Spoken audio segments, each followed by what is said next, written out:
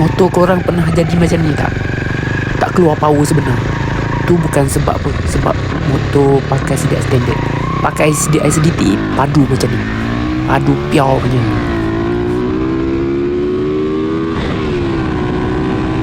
Okay guys, hari ni KCDT nak kongsikan kepada sahabat semua cara pasang CDI SDT. Jadi kita cabut soket CDI, ambil CDI SDT, pasang King CDT on dulu kamera. Dan seterusnya kita akan onkan GoPro.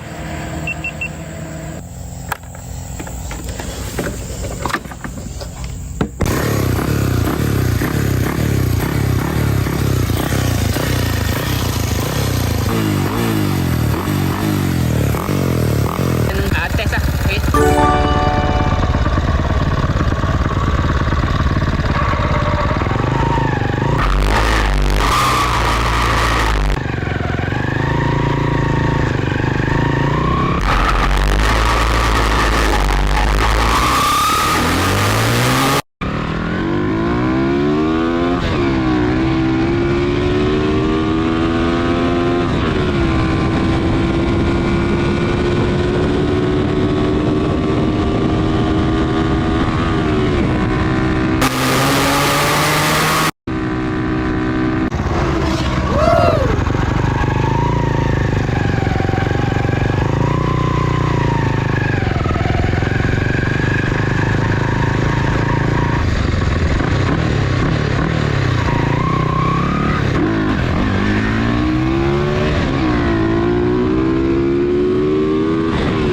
Ni sprocket KCDT pakai besar lagi ni. Saiz belakang 25, depan 16.